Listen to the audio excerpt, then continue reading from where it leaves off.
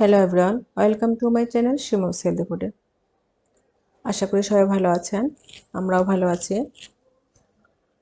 আজ আমি গরমে স্বস্তিদায়ক একটি রেসিপি দেখাবো, দই এবং কলার লাচ্ছি। এটা আপনাকে সতেজ করে দিবে, ফ্রেশ রাখবে, খেতেও যেমন মজা তেমনি সতেজতাও আসে। খুবই মজাদার একটা লাচ্ছি। আর এতে আমার গ্লাসে আমি রুয়াবজাটা অ্যাড করেছি। আমার কাছে রুয়াবজা খুবই ভালো লাগে, দেখতেও কালারটা সুন্দর আসে, তাই আমি এতে রুয়াবজা অ্যাড করি। আপনারা চাইলে এটা স্কিপও করতে পারেন, আপনারা আপনাদের পছন্দ মতো করে খেতে পারেন, তবে রুয়াবজাটা দিলে খারাপ লাগে না, ভালোই লাগে।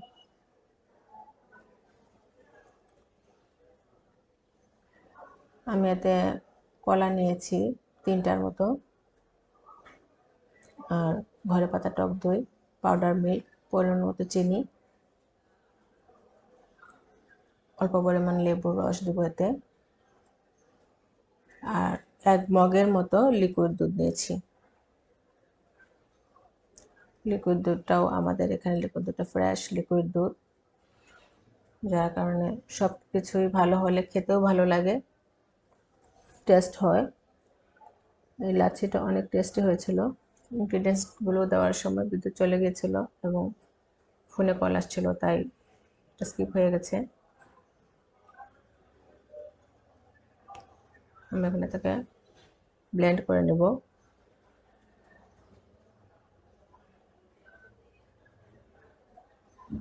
আপনার এই গরমে একবার হলে এটা ট্রাই করে দেখবেন, যদি ভালো লাগে অবশ্যই কমেন্ট করে জানাবেন। আপনারা ঠকবেন না, 100% বিশ্বাস করতে পারেন। আজ আমার কণ্ঠে যে কি হলো, গলায় শুধু একটু পরপর কথা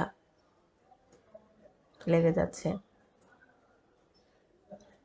আমার লাচ্ছি রেডি।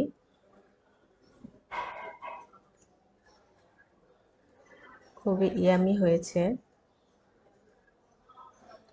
দেখেই বোঝা যাচ্ছে।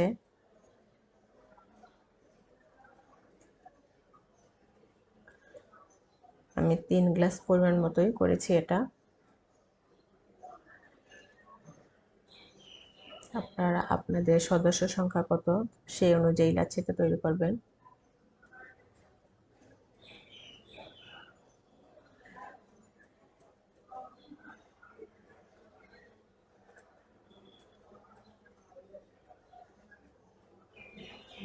খুবই সুস্বাদু হয়েছে,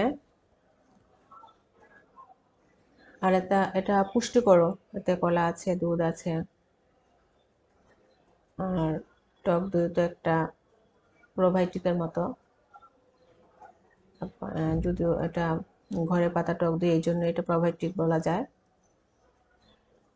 আমি দইটা ম্যাক্সিমাম টাইম ঘরেই তৈরি করি, খুব সহজে তৈরি হয়ে যায়। আর এতে আমি যে রুয়াবজা দিয়ে দিচ্ছি, সুন্দর একটা কালার আসছে, পিঙ্ক কালার।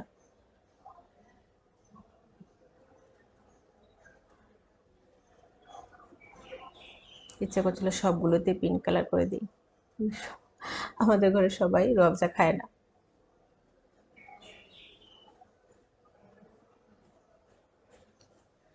দেখছেন, যদি আমার এই ভিডিওটা ভালো লেগে থাকে তাহলে অবশ্যই লাইক, কমেন্ট এবং শেয়ার করবেন।